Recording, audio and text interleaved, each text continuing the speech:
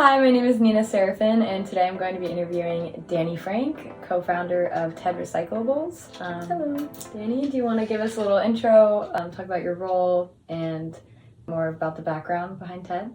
We founded, Morris-Benedict and Tesa NN, formed TED Recyclables in 2022 when we all got to Berkeley and discovered that we all had a passion for thrifting and sustainable upcycling, and so we wanted to bring that back to the community here at Berkeley and to divest from the overproduction in the fashion industry. And so we decided to create our own pieces and resell them on campus. Did you start this freshman year or? Freshman year, I met Tesa and I thought she was really cool and that we had the same passion for upcycling, and we actually sat down right there. And then when I first met her and I said, we're gonna start a business, and she was actually down. And so our first draft of the business was on my good notes on my iPad. It was really cool and it actually happened. So right then and there, formed TED Recyclables. And how did Elle get involved? I knew Elle. She was on the same floor as me and Clark Kerr, and I knew that she also liked thrifting and fashion and upcycling clothing, and I just brought her in on it. And I said, me and Tesa are going to start this business. You should also be in it. And we just became a little happy family from there. Yeah. And what would you say your guys' different roles are as co-founders? Do you give more in some areas? Yeah, I would say my role is more like customer outreach.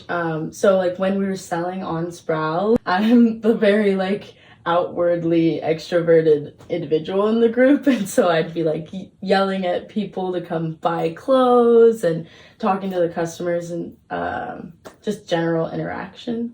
We all would source clothing together. We'd have little nights where we would make each item or tag together all of the items of clothing that we got.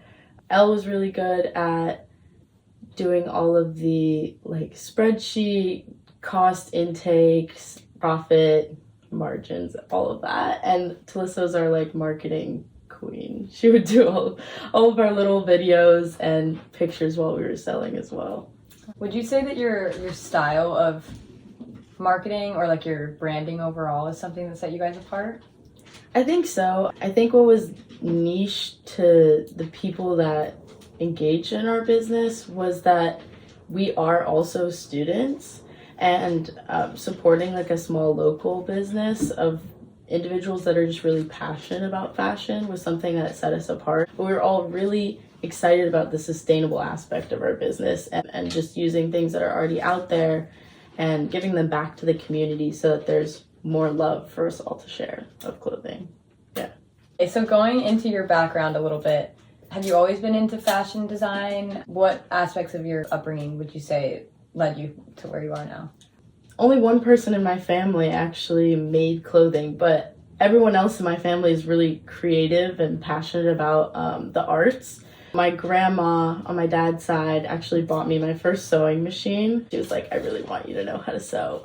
So she got me like my first Singer sewing machine, which I still have and I still use every day.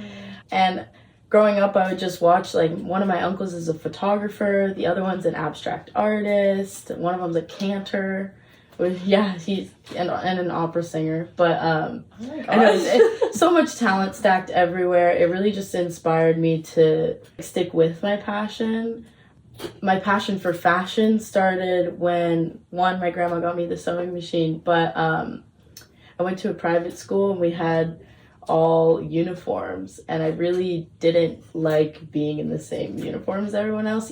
I actually designed this little logo and got it approved to be like school merchandise for like spirit wear on Fridays. There's a little skateboarding guy that I placed in different areas, so I actually made him into 15 different logos, all for the different sports teams, and then like sold it to each of the sports teams. And my parents were really generous and got me a heat press so I could mass produce my items. I made the logos myself on Adobe Illustrator and then printed them on hoodies and sold them to the sports teams. I got to share that with like everybody else at the school, and it was the start of it. It was the start of everything pretty much. And what would you say is the biggest challenge in co-founding a business and working with the team every day?